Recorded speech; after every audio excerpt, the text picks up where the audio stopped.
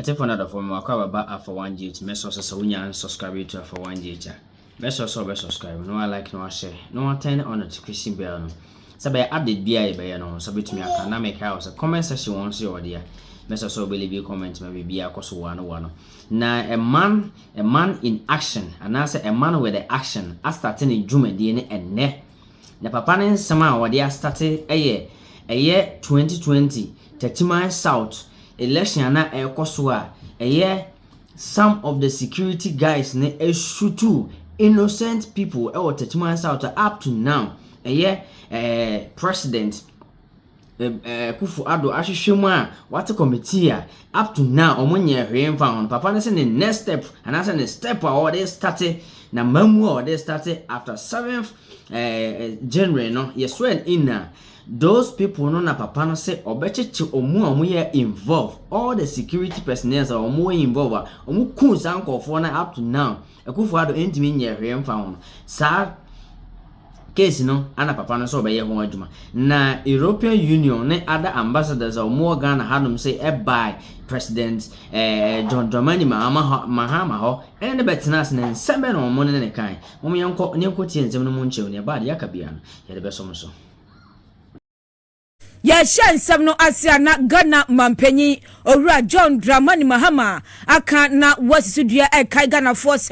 embra onya baba mu kra no okasa editie kunkum ekoso nipa bia ahwera mo nkwa wo mbra na yeto aba edi akira adwene apa nipa ya peso mo ebedi anim no ho na osu kopie mu awaya oso a se nipa bi epra ye ho sa so na 2020 mu no okopie mu awo tachiman south a eno so nipa bi afa bato so ehwera mo nkwa sa so na fi aba ye to ye no ya no eno so nipa bi afamu ahwera mo nkwa na no ana okirem se we akoso nyina no wo baba mampanyi no se bia waba je so betwi nani ade aguso bekata nani no se bia sebi onte dia akoso awo manga mu obere sanipa edi sansem ni nyina no ye behwehwemu na atimi aboa na efe won a edi mfomso awo sa akonya no so no ye timi atweoma so na atimi aboa okirem se mbre se eye by election bi ekoso ewo ayawo so wogon empatemu no se nipa bi eprepraye ma ye sheda etu ho committee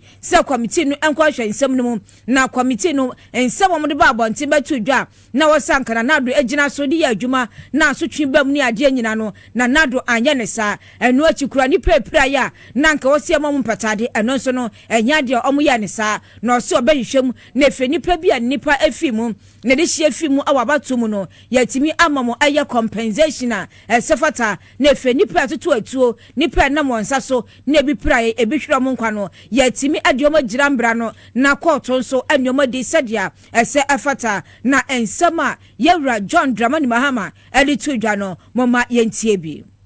Shemudie ye course no edikan European Union head of delegation ye wo Ghana Ikadi Razili ono enomudi ekan ebetia His Excellency John Dramani Mahama President elect wo nkomodie mu no ena odi tudwa se obehwe se yonkofa ye da Ghana ene European Union temu no etumi akoyanimu eno echi His Excellency John Dramani Mahama echiremu se waba ye to ye 2024 ene ne aka eche nyina no basa ye course nyina no obehwe na why investigation na wasi or how be a course nyina ano ekwan. We know there have been some injustices that were created during the last 8 years. Remember, I was Westmoreland. I have always promised that when we come into office, we will take action on Ayawasu Westmoreland and provide adequate compensation to those who were injured. We also remember there are 8 people who died in 2020. There's been no investigation into their deaths, and their families are still uncompensated. We're going to look at those issues too. Afe His Excellency John Dramani Mahama esanso etonsa efre Algerian ambassador enono edi nkomo eno echi Chinese ambassador enso ebaha eneno ebedi nkomo wabra Chinese envoy ebepie mu no nsamba kwa de tudwa no ene se obekoso obehwe se ejumedi a eda Ghana ene China ayonko famu no etumi akoso. Ghana was the first sub-Saharan African country to establish diplomatic relations with China, and that was during the period of our first President Akroma. Afterwards, there were coup d'etats and there was a slight dip in terms of our relationship. But in the last decades, we've had a very wonderful cooperation with China. I myself met with President Xi. When he was vice president, I was also vice president. And he invited me twice to China when he was vice president. And His Excellency John Dramani Mahama Echemu say, Oshe Ayonkofa Eda Ghana and China in Temu and Sino Hydro projects ya Nanka Ekoso ye nebebre ato ajejemuno Obeshe se wasanso ebeshe mukina. Cooperation with Sino Hydro on the various projects that were being implemented across the country. Unfortunately, the debt default has affected Ghana's credit rating in terms of our economy. And so we're looking to focus and bring Ghana back up. And our Chief Imam and in a Pamfo and so Chia, His Excellency John Dramani Mahama, Wabra, Wodi Inkunim or Abatu Imuno. Warning some Kemuna John Dramani Mahama Chimu say. Eba said Dodwana ene sorry say or ye supreme being esan say when ya majority ye what mrashibe dream or say Webeka so ba abuse some majority now when your parliament mun enya dia ebeba so ne abaso china. I wish to assure my father and our fathers that we're not going to misuse the majority we have in parliament. Even though we have a huge majority, more than 2/3, we're not going to misuse it. We're going to consult with the minority at every stage and make sure that we do things by consensus instead of railroading everybody. Everybody knows that I'm a typical diplomat and a Democrat. And so I believe in jaw, I believe in consensus building, and I believe in democracy. And His Excellency John Dramani Mahama Esansu Echiremu say, Afe ena ejuma nankasa ashasiye. This is a legacy term for me, and it will be making a good name for myself before going into political retirement. And so you can count on me working as hard as I can in order that we can move Ghana to the place that it should be. Na just a way any Jumedia strong kwane ekwaso ewo mampenyura John Dramani Mahama nakachi sempenyin fo hodo na ekwa nanso ekochia na insami ni tofenyina no yebia bema wisdom hedejome amanebo na moteye no Yejinamu ewo yera John Dramani Mahama nsema hodoa wode esujwa ewo mai emona wasese ya ewo mai Ghana nyani mujidie Ghana de shato aba amano ya wo ye o mai emampanyi be fratra banwa so no ade ba kwa da na kuma so pa kase eyo mai economy no se ne be ye be jare na so abrane na wose nyina nim se obo mai Ghana mu a sese ye dan IMF fo eye International Monetary Fund na fenso eye World Bank ene esika emwa yakwaje afi world ya ufa IMF no a $3 billion yeah no a standard credit facility and asabre yakwaje edia free world mu ensem then what you cry no ufa baby to say World Bank say ya $250 million yeah no a Ghana financial stability project ya sign $250 million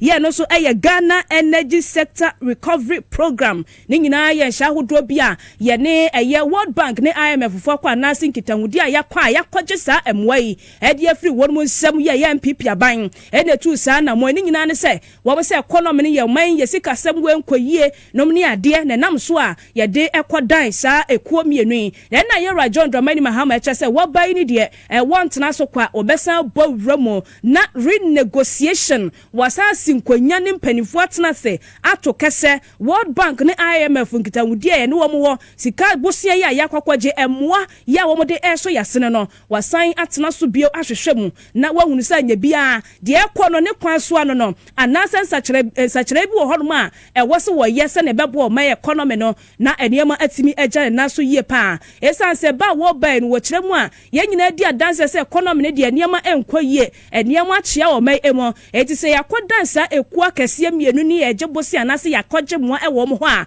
na wo se wodom asukɔ na wo wurawura no hunu se de ekɔ so ne ne kwan so ano no anase ye fo se ye de bi ka ho anase mpo wo se ye twe ye ho afiri mo na ye hunu de etire ebekwa akosie ye bekwa homa ne so ye boy homodren na ye ne empanifu a wo munim de ewo economy emo edi mu enkomo ye nsa eka yewura Dr. Alex Amo Bafo a ye ne no ebedi nkomo ye ka economy ne emu nsem a wa bere ewo mu pa wodi ne djuma ewo Pentecost University na kyerese wa kyere ye ndie yewura Mahama eye no anya bia ne kwan so ano no anasesan na ekoso ewo hodo yewura Bafo timinka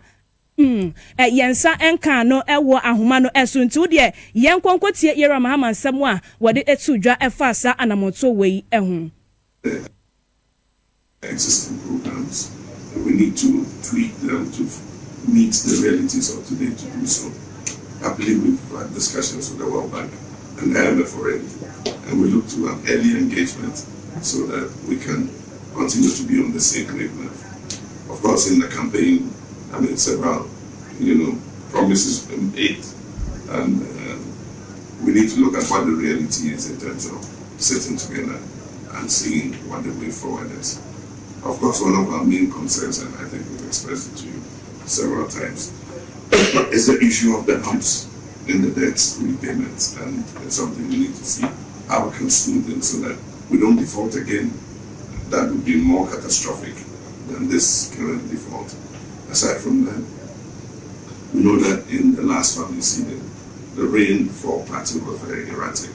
and so we're anticipating that there's going to be some problem with availability of food, and so how we're able to kick in supports to ameliorate the situation is something that we would like to work on. With all the other agencies, UNICEF, UNHCR and all that, we are happy to continue to.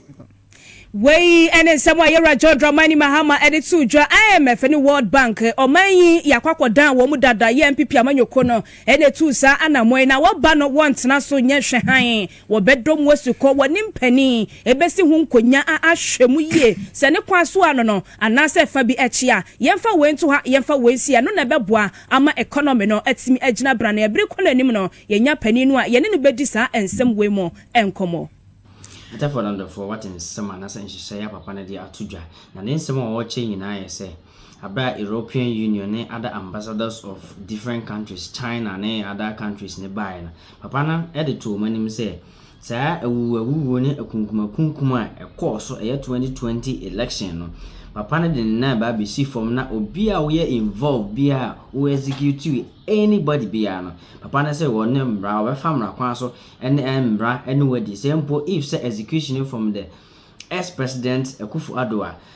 Papa say, obey, no ye, no, the baby, and Rana say, and I said, Dano, or the ato. Now, friends, or recall IMF. Or recall IMF with all documents that Ghana signed under the Akufo-Addo government. Say, or behishum na enyoma enikwa say shum de eshema amma o my ganem obechiche sampanyfo ni nyina agum ana say obechiche omu nyina agu no ma hwe nyoma abeboa ma economy we asore agina na so na meka say higher for 1G meso so nya subscribe ya meso so be subscribe no like no share no turn on notification bell so be update bi ayi no nsabe tumi aka na meka say comment section once you there meso so be leave you comment maybe bi akoso one makram